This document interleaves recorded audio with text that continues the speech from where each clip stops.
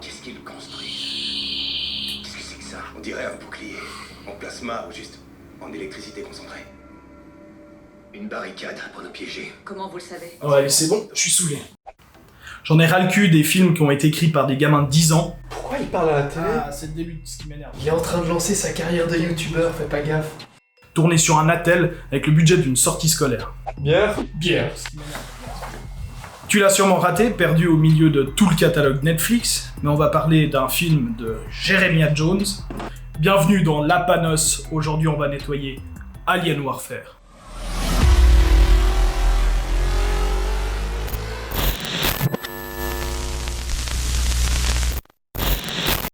Il est vraiment sérieux? Mais tu sais qu'il a pas arrêté d'être comme ça depuis son accident. Floyd Lawton, alias Deadshot. Elle était en train de tomber amoureuse. Où est-ce qu'elle est? C'est compliqué. L'espace de 2 délicieuses secondes. J'ai l'espoir.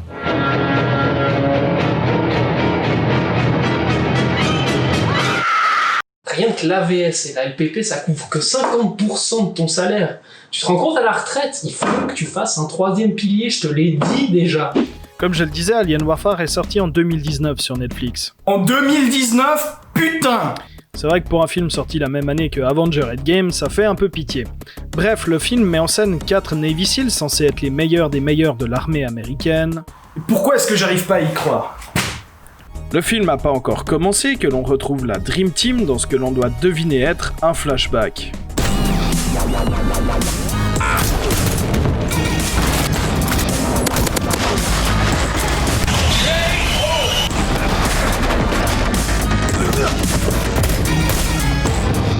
Pas un geste, me v'là dit. Seulement après cette bonne dose de défonçage de fion, Mike, qui dirige alors l'équipe, fait une erreur qui mènera à la mort de l'un des otages. Je vous jure que je vais tuer cet homme. Tais-toi, espèce de malade, ou je t'explose la cervelle. Maintenant.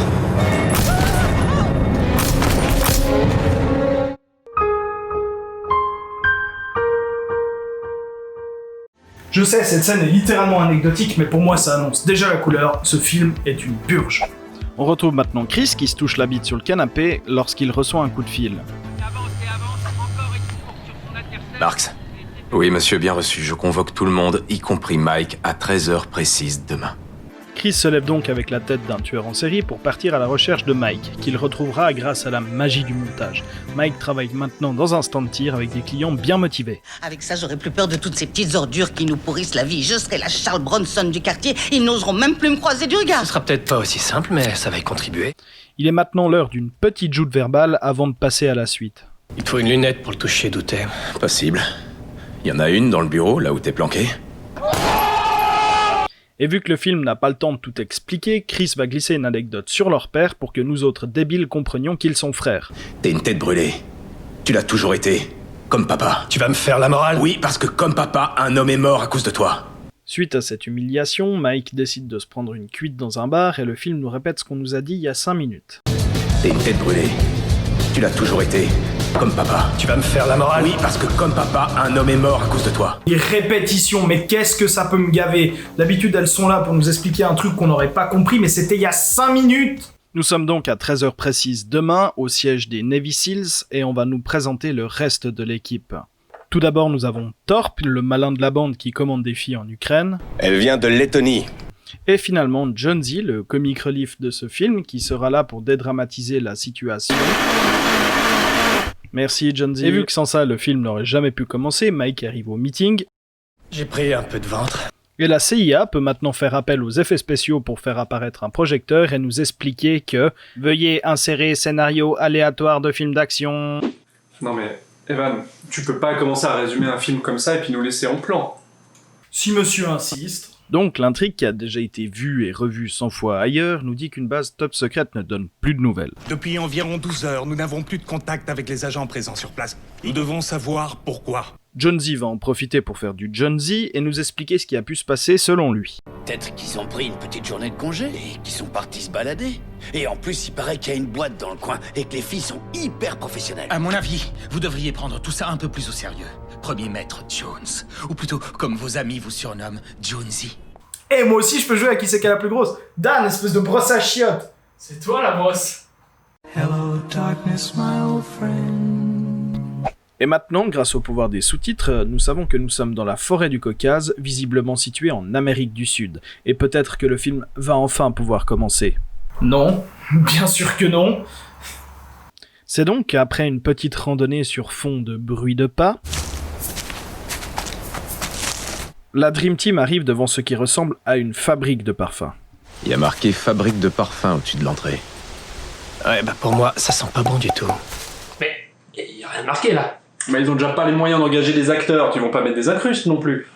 Après avoir vérifié les environs à l'aide d'un drone et quelques milliers de petits pas qui font trop de bruit plus tard, la Dream Team rentre enfin dans le bâtiment, on voit d'ailleurs une caméra dans le reflet de la télé ici, puis ils tombent sur des crottes d'animaux sauvages que l'on découvrira plus tard être la cendre des scientifiques disparus. Après ça, ils font la rencontre d'un vagabond. Ce vagabond, c'est Isabella, la dernière scientifique du complexe, qui au moment de voir arriver la Dream Team a réalisé qu'elle allait sûrement se faire purger, comme les potes à Staline en 1936. Navy Seals, on a été envoyé en mission. Non, arrête!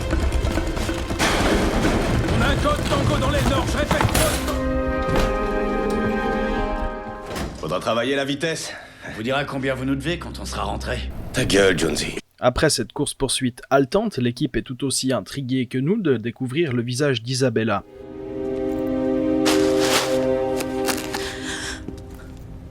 Vous savez très bien à quoi me fait penser ce plan.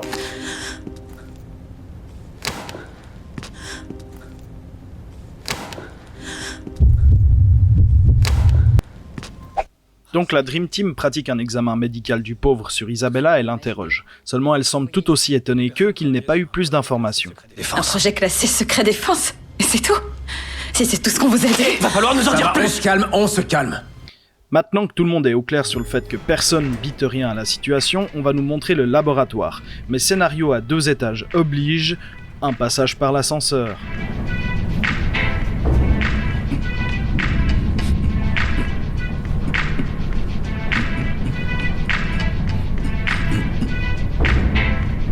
À quoi? Nous arrivons enfin dans le laboratoire où, 1 mois auparavant, les chercheurs ont découvert ce qu'ils ont décidé d'appeler le caisson. Nous avons émis toutes sortes d'hypothèses sur la fonction du caisson d'après son apparence. Caisson que nous comprenons assez vite être d'origine extraterrestre. Donc on ne sait pas ce que c'est, on ne sait pas d'où il vient, mais ça fait des mois que vous êtes ici à l'observer, alors qu'est-ce que vous en avez déduit? Les matériaux qui composent la structure sont non périodiques. D'accord, est-ce que vous voulez bien répéter ça en langage clair, s'il vous plaît? En langage clair, il vient pas de la Terre. En langage clair, il a atterri ici depuis là-haut. En même temps, c'était écrit dans le titre. Et maintenant, pour les 3 du fond qui s'étaient endormis, on doit encore nous expliquer comment est-ce que Isabella a survécu. Il se trouve que le caisson a émis une onde de destruction inconnue et Isabella a été protégée par une cage de Faraday. J'étais dans la cage de Faraday. Incroyable! Ah oui, d'ailleurs, les effets spéciaux sont pas dégueux dans cette scène. Non mais c'est vrai, faut être franc, il y a au moins des aspects positifs à trouver dans un film comme celui-là, comme par exemple le fait que l'animation est plutôt bien faite ici et que ça a dû leur coûter vraiment cher quand on compare au reste du budget. Bref, suite à ces explications qui auraient mis en PLS n'importe quel scientifique du XXe siècle, toute l'équipe s'énerve et il faut rétablir le contact avec le QG. Thorpe monte sur le toit, il est apparemment observé et un brouilleur l'empêche d'établir la communication. Oui, je t'écoute, Thorpe. Happy avait raison. Ils ont bloqué tous les signaux de longue portée, montant ou descendant. Heureusement, Thorpe, le petit malin de la bande, décide de désactiver le brouilleur et le caisson se met à réagir. C'est la première fois qu'il fait ça. À mon avis, le brouilleur, c'était pas pour nous. Il y a un autre signal. Il a l'air beaucoup plus puissant. Le drone a repéré un truc, on a de la visite. Allô, Thorpe, tu vois quelque chose? Un avion, un hélico? À toi. Oh non, c'est pas vrai. Oh merde. Oh merde!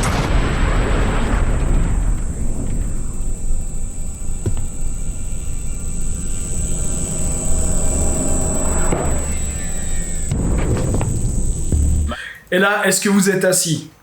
Non mais vraiment, est-ce que vous êtes bien assis? Parce que les restes du drone vont bien vous cuire le cul. Bon, maintenant j'imagine que vous avez besoin d'une légère remise en contexte. Un drone de surveillance de type RQ-4 Global Hawk, comme celui montré dans le film, c'est ça. Et maintenant, place au film. Le drone.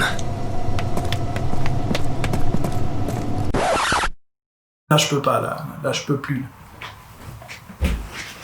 Putain, c'est mon moment. Salut les gars, Poupitch Gaming en direct sur Twitch et tous les réseaux sociaux. Aujourd'hui, speedrun d'Animal Crossing, les gars. Hop, j'étais prêt à abandonner, mais là c'est trop cher payé. Bon, j'en étais où déjà? Oui, donc le drone se fait abattre, Chris et Mike décident de faire marche arrière. Pas la peine de rester là. Ils se font bolosser par une explosion. Et là, premier contact.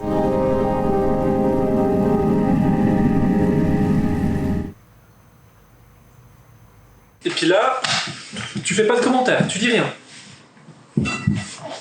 Ah non mais il est déjà à terre, hein, ça sert à rien de taper plus. La Dream Team ne comprend toujours pas que c'est des extraterrestres. Chris décide de jouer les mâles alpha. Hey! Vous n'avez pas le droit d'entrer ici! Ce à quoi les E.T. répondent de manière relativement claire.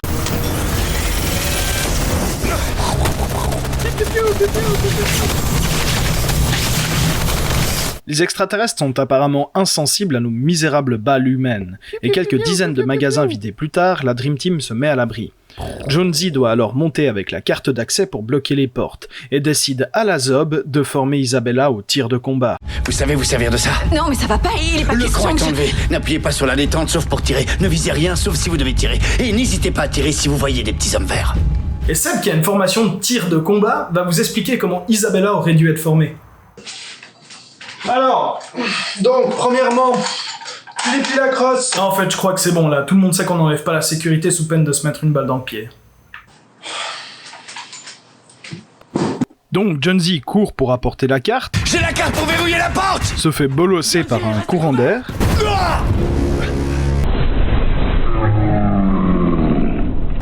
il lance la carte, les portes se ferment et Torp leur met une quenelle. Je vous avais dit que c'était des extraterrestres. Le combat étant fini, il est l'heure d'aller réfléchir au laboratoire.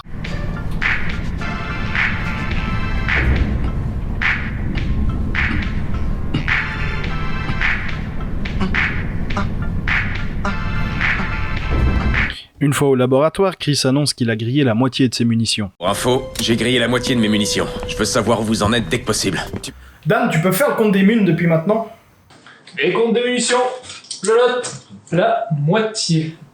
La Dream Team se dit que les extraterrestres veulent récupérer le caisson parce que c'est très probablement une bombe qui visait à préparer une invasion. Si jamais ils s'emparent du caisson, ils pourront éradiquer toute forme d'humanité en appuyant sur un bouton. Et Jonesy se fait un shot de protéines. Tu vas pas recommencer. Mais un corps comme celui-ci a besoin de s'alimenter toutes les 3 heures. Mais juste après ça, il se prend un râteau de niveau international. C'est bizarre. Et je trouve qu'il fait chaud ici. Ouais, c'est même très bizarre parce qu'il y a de l'air conditionné dans le labo. C'est pour ça qu'on a des blues. Alors ça doit être parce que je suis un peu plus à mon avantage. C'est peut-être parce que vous portez un t-shirt pour adolescent. Croyez pas? Vous vous souvenez du passage qui m'a fermenté les poils de cul au début? Eh bien, on y est. Qu'est-ce que c'est que ça? On dirait un bouclier. En plasma ou juste en électricité concentrée. Et voilà encore un détail qui me file des mycoses rectales. Le film passe un temps monstrueux à mettre en place des idées qui seront plus exploitées par la suite. Parce que ces barrières-là, on ne les reverra plus jamais. Donc l'équipe met au point un plan, ils doivent retourner à l'entrée pour rétablir les communications, et Isabella fait tomber un document avec tout le potentiel d'actrice dont elle dispose encore. Qu'est-ce que c'est? Rien. J'ai pas l'impression que ce soit rien. C'est un code, c'est ça? Je suis biologiste. Mais ma vraie passion, c'est le langage théorique. Et je vais clairement vous épargner cette discussion. Retenez simplement qu'Isabella a une théorie et qu'elle va sauver tout le monde grâce à elle plus tard. On reprend sur un plan digne d'un étudiant en cinéma, l'équipe avance vers la réception, commence à démonter le tableau des communications, pendant que les extraterrestres sont devant la porte à faire un petit apéro entre potes. Mike, trouve ce câble et branche-le. Alors il faudrait peut-être que je le repère. Moi je dis que c'est un rouge. C'est toujours le rouge dans ces cas-là. Jonesy, la ferme! Quand soudain... Lieutenant, individu à l'extérieur juste devant la porte blindée. À mon avis, c'est une fille, lieutenant. Je me fiche pas mal qu'elle ait un soutien-gorge ou des talons hauts, je veux savoir ce qu'elle fait. En plus de pouvoir dévier les balles, ils peuvent se téléporter. Elle a disparu, lieutenant. Du coup, l'extraterrestre femme rentre, étonnamment se fait bolosser, perd son arme et ressort. L'équipe s'enfuit et Pascal, son grand frère, venu la venger, tire dans la radio de l'équipe, ce qui semble apparemment le mettre en PLS. Puis, une fois de retour au labo, la radio est HS. Les circuits ont complètement fondu. Il est grillé. et il leur reste moins de 10% de munitions. Ça veut dire qu'il nous reste moins de 10% de munitions et que ce téléphone était le seul moyen de pouvoir appeler des renforts. Ah, vite, Dan, note 10%. Moins de 10%, ok. Sans nouvelles de notre part, ils ne lanceront aucune recherche avant au moins 7 heures. 7 heures? On ne pourra pas survivre 7 heures de plus avec ces choses-là. Tout le monde sait que c'est faux. Là, c'est le moment où on est censé s'attacher à l'équipe qui vit des temps difficiles et qui a peur de ne pas pouvoir s'en sortir. Mais je prends pas. Je prends juste pas. Là, la tension, chez moi, elle monte pas et j'ai l'impression de perdre mon temps. Tu déconnes, il y a trop de tension là. Et là, vous allez me dire, mais ne peuvent-ils pas utiliser l'arme qu'ils ont récupérée? Et l'arme que vous avez prise? Ça marche pas. C'est sûrement lié à leur ADN et on n'a pas le temps de chercher. Alors ça, les gars, c'est ce qu'on appelle un bon gros argument jus de poubelle. C'est quand t'as des scénaristes qui sont pétés les fesses à mettre en place des éléments, que ces éléments ont déjà été tournés dans le début du film, et que le réalisateur décide en plein milieu de tournage de changer de direction. Exactement comme pour les barrières de tout à l'heure, qui allaient sûrement être utilisées, et qui ne le seront jamais. Là, c'est la même chose. Dans ce cas-là, on comprend très bien qu'avec les éléments qui nous ont été amenés un peu plus tôt dans le film, que l'arme était censée, à la base, être utilisée contre les extraterrestres. Mais franchement, vous auriez pas pu résoudre ça autrement que par « Gna gna gna, c'est réglé sur leur ADN !» Du coup, le moral de toute la troupe est en bas et Mike décide de faire un discours de motivation. On est membre des Navy Seals des États-Unis. Et nous n'abandonnons pas. Ça n'est jamais arrivé et n'arrivera jamais. Alors, quelle est notre situation?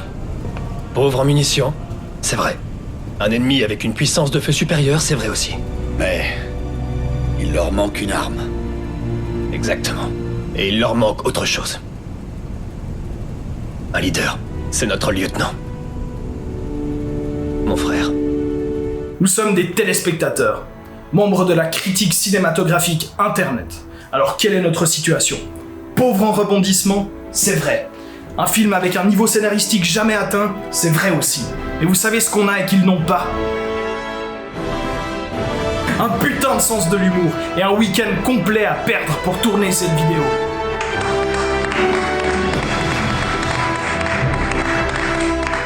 C'est après ce magnifique discours que la Dream Team comprend enfin que les extraterrestres sont sensibles aux ondes électromagnétiques. En témoigne la scène où Pascal se prend une migraine. Et ils en concluent que leur manière de voir le monde se fait par le biais des ondes électromagnétiques. C'est magnifique. Tu t'énerves pas, là. C'est totalement con. Eh bien non, Seb, pour une fois, je trouve que le film tentait quelque chose d'intéressant, et que cette idée aurait vraiment pu donner quelque chose. C'est tout? Ah si, ils l'ont complètement raté, mais l'idée était bonne. Il faut maintenant un plan, et Isabella a une idée. J'ai ma petite idée. Le bâtiment est alimenté par des groupes électrogènes, mais le principal générateur est assez puissant pour alimenter une ville. Et si on le fait sauter, ça va les aveugler. Exactement, mais seulement pendant 1 minute. Ah, c'est le temps qu'il me faudra pour exploser ces petites pourritures. Ta gueule, Jonesy. Seulement, le générateur se trouve au premier étage, donc tout l'enjeu du plan va être de se faufiler jusqu'à celui-ci sans alerter les extraterrestres. Isabella a alors une autre idée. J'ai une idée. C'est comme une cage de Faraday. Une combinaison anti-ondes. Et alors là, c'est parti. Pourquoi il y en a qu'une? Parce que c'est un prototype. Alors pourquoi elle est planquée dans le placard derrière les plantes vertes? J'ai une idée. Parce que quoi de mieux qu'une cage de Faraday, sinon 2 cages de Faraday? N'importe quoi. D'accord, mais alors pourquoi il arrive à parler à la radio avec sa combinaison? La voie est libre. Bien fait. Bonne chance, les gars.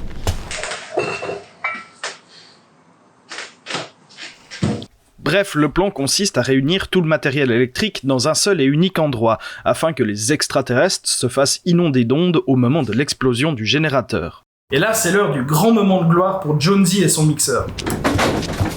Wow, doucement avec le mixeur. Ça coûte une fortune, t'as pas intérêt à me le bousiller. Je veux le rapporter chez moi quand on sera sorti de ce cirque. C'est bon, Jonesy. Quoi? C'est vrai, on n'en trouve plus des mixeurs comme celui-là, lieutenant. Qui s'en balèque? Ah, il a dabé à droite. Tu vois. Oh putain.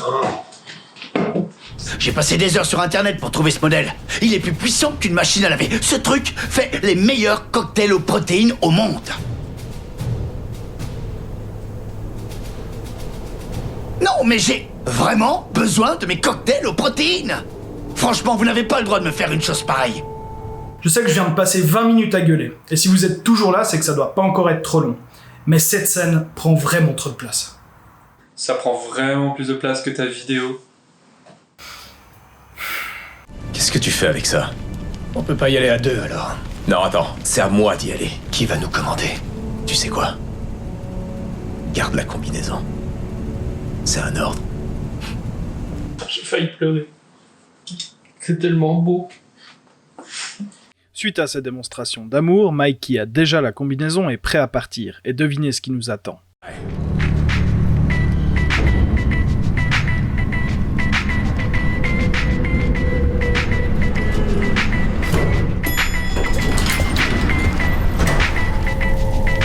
Et là, je suis obligé de faire une pause. Je sais, encore, mais cette scène est gênante, vraiment beaucoup trop gênante.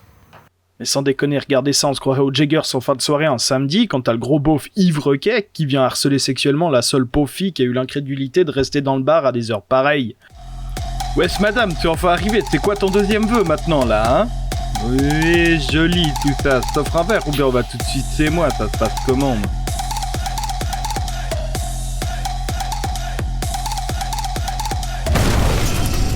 Oh, charrette! Oh.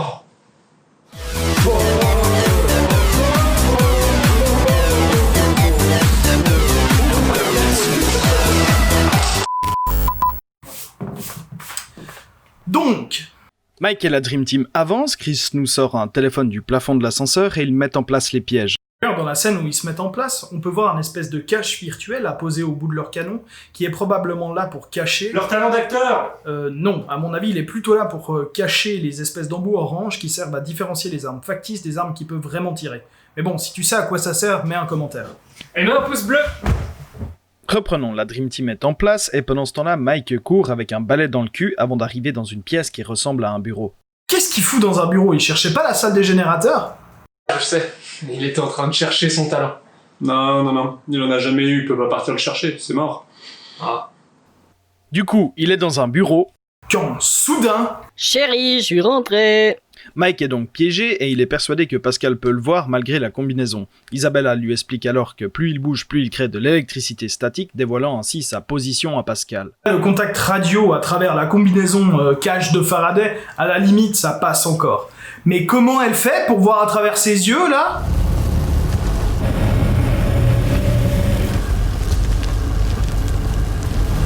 Simplement parce qu'elle est en train de l'enc... Noni. Pendant ce temps-là, les extraterrestres arrivent au piège et se font cartonner. À couvert!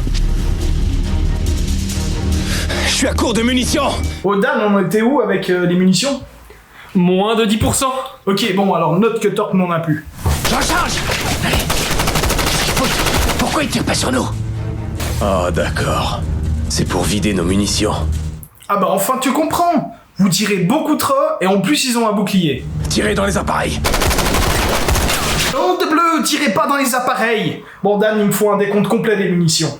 Vu qu'à 47 minutes 50, ils annoncent 50%, donc après 10%, alors là je prends les 10% ici, j'enlève la chambre, puis je divise par la suite de Fibonacci, et puis selon l'estimation, bah on est à 195 moins 4. Bon, pendant que ces calculs qui n'ont servi à rien ne nous ont pas aidé à comprendre, Mike trouve enfin le générateur, mais il doit chercher la clé qui ouvre le boîtier. Oh non, c'est pas vrai! Heureusement pour lui, il réalise enfin que cette scène ne sert à rien et décide de faire un truc cool. Dépêche-toi, qu'est-ce que tu fous? Je me dépêche! Je suis un évicile, je suis pas serrurier! Mais c'est vrai, je suis un évicile. Seulement, pendant ce temps-là, la Dream Team se fait toujours attaquer à grands coups de regard et d'inaction. Quand soudain... Tu dis beaucoup trop souvent « quand soudain ». Tu sais Seb, cette expression est particulièrement utile pour refléter le niveau d'un scénario. Si tu dois le dire plus que 3 fois pour le résumer, c'est que l'histoire est ratée. Donc, quand soudain... Tirez dans les appareils! Non, pas dans le mixeur! On avait dit pas dans le mixeur! Non! Jonesy! Et là, vous vous demandez, a-t-il disparu? Est-il ne serait-ce que gravement blessé? Ou encore mieux, est-il mort? Non. Oh. À la place, nous allons avoir le droit à un combat entre Jonesy et l'extraterrestre femme. Mister! Dégage! Mister! Mister! Jonesy va maintenant par le biais des téléportations visiter le monde des extraterrestres.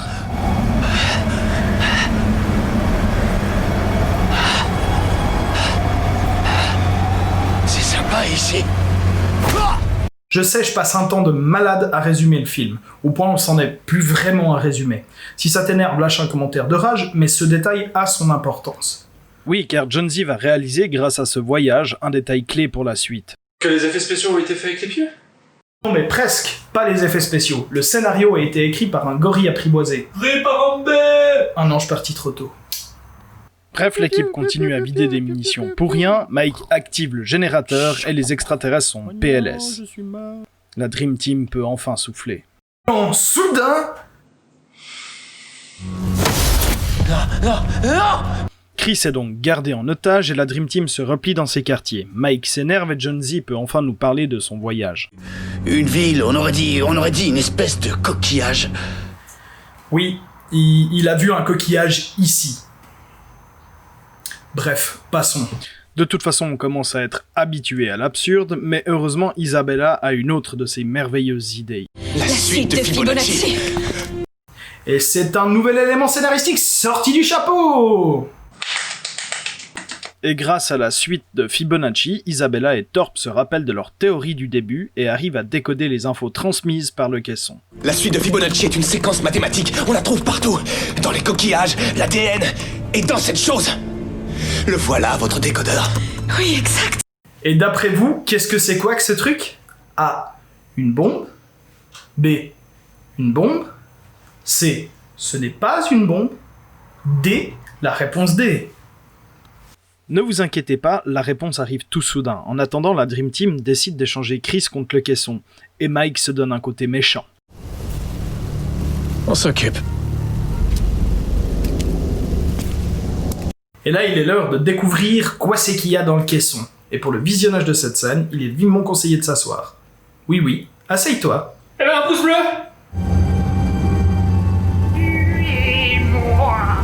C'était pas une bombe. Oui, c'était la réponse C, ce n'était pas une bombe. Merde, j'avais mis la D, putain. Du coup, Mike fait le malin, menace l'otage et se débine. Et après ça, on a le droit à une des meilleures scènes de fin de l'histoire du cinéma. Et un salut interespèce digne d'un bon film américain. Et Jonesy en profite pour tenter une dernière fois sa chance avec la petite sœur de Pascal. Et là, c'est la fin. Evan, t'oublies pas quelque chose? Quoi par exemple? Pourquoi est-ce que le drone fonctionne malgré le brouillard? Non. Pourquoi est-ce que si les murs sont isolés au plomb pour éviter les transmissions radio, ils arrivent quand même à parler au talkie-walkie? Répétez, j'ai rien entendu. Non plus. Pourquoi est-ce que si les aliens voient l'électricité, ils arrivent à voir le bureau qui est fait en bois? Toujours pas. Pourquoi est-ce que si Isabella porte un masque à gaz, elle se prépare à manger sans protection? La scène après le salut. Avec le Patagone. Oh bordel, j'avais presque oublié tellement on s'en balèque.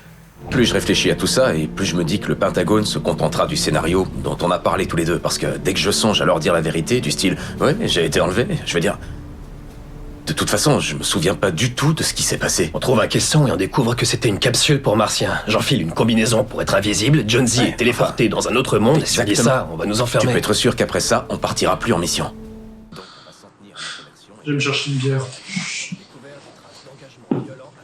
Pourquoi on fait une vidéo où tout est dit? Et chut!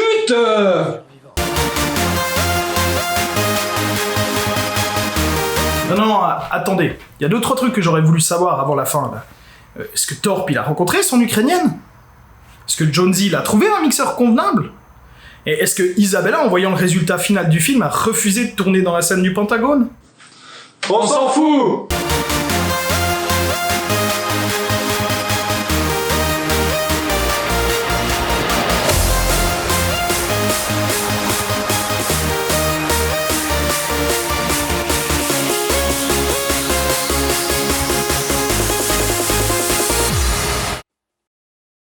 Non, dans la pièce où la pièce les chaussettes de l'archiduc sèche sont Les chaussettes de l'archiduchesse sont-elles... Putain, sa mère, la pute, non, elles sont pas sèches. Ça tourne. Oui, mais non. Parce qu'en fait, là, c'est le moment où je fais mon discours. Et puis, je dis, nous sommes face à un film pauvre en rebondissement, avec un...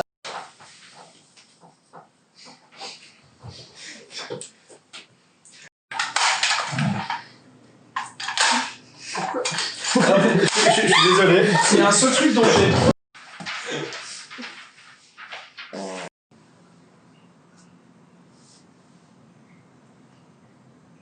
Ah, c'était un action. Ouais. Ah oui, je comprends maintenant en fait ce que ça fait.